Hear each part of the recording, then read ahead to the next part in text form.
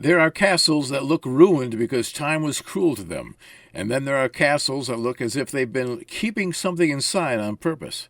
Belvelly Castle stands near Cork Harbour, old stone above old water, watching the tide carry ships, fog, gulls, and rumors past its walls. By daylight, it's history. By evening, when the glass of the harbor darkens and the windows lose their shine, it becomes the sort of place where a person might lower their voice without knowing why. The story belongs to Lady Margaret Hodnett. In the 17th century, so the title goes, Margaret lived at Belvelly and was famous for her beauty. Not village pretty, not the kind of beauty people mention politely and forget. Hers was the sort people repeated. Men carried descriptions of her from her house to house, as if describing weather or gold or a wound. Margaret knew exactly what she looked like. That part of the story is usually told as vanity, but perhaps we should be fair. A woman in that world did not own much that could not be bargained away by men with land title or hunger. Beauty may have been the one estate she could look at and say, "This is mine." So she looked. Her mirror was her companion, her witness, perhaps her priest.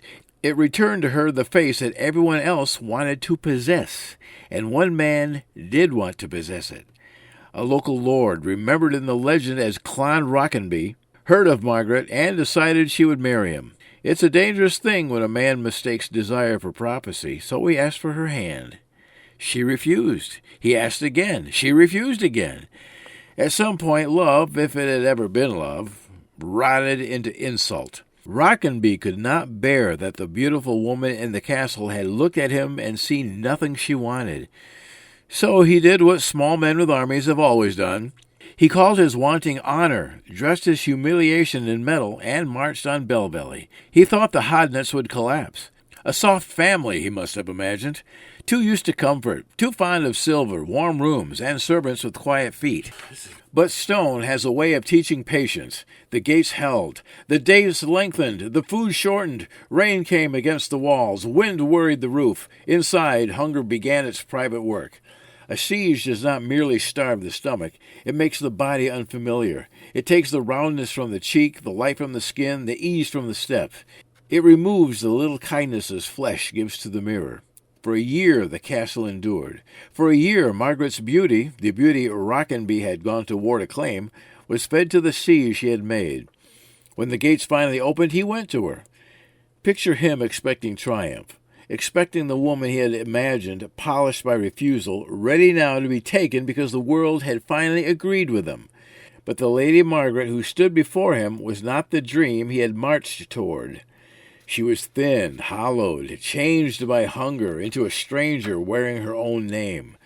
And Rockenby, seeing the result of his own cruelty, did not feel remorse. He felt cheated. There are men who can destroy a thing and then rage because it's broken. He turned on Margaret's mirror. That was the thing that she had loved, the thing that remembered what the siege had taken, the thing that still held, somewhere in its silver depth, the woman she had been before men made a battlefield out of wanting her. Rockenby smashed it. The sound must have been enormous in that room. Not because glass is loud exactly, but because some breakings had been waiting too long. The mirror became shards. Margaret's face multiplied across the floor, split into fragments, none of them whole enough to comfort her. Then her brother killed Rockenby. One thrust, the story says, a sword through the man who had come for a bride and found only the ruin of his own making. Now that should have been the end. Legends rarely stop where mercy would. Afterward, Margaret remained in Belvelly Castle. She moved from mirror to mirror, searching, not for Rockenby, not for revenge, but for herself. Servants may have heard her in the corridors. Family may have found her standing before polished metal, dark glass, still water in a basin, waiting for the old face to come back. It did not. Whatever the siege took, it kept. In time, Lady Margaret died, but Belvelly, if the stories are to be trusted, did not entirely give her up.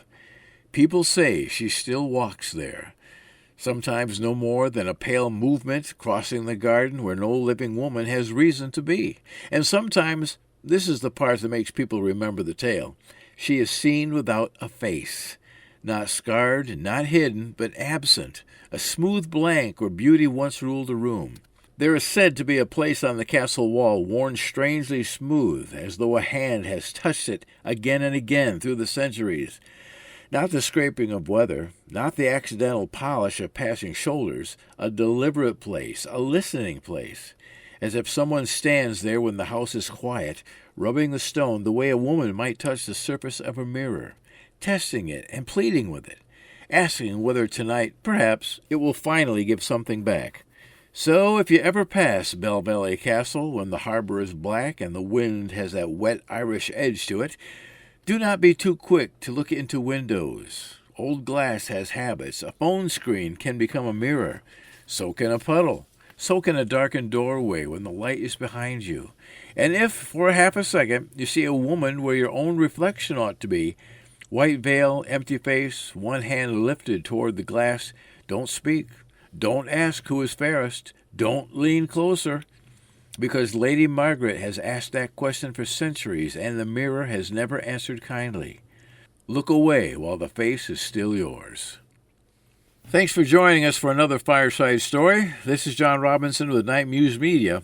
Enjoy other Fireside Stories on our playlist, and if you haven't subscribed, please do so and help us grow. I'll be back next week with another tale of intrigue, and you can also find me in the entertainment section of the Muse Media channel. Have a great week.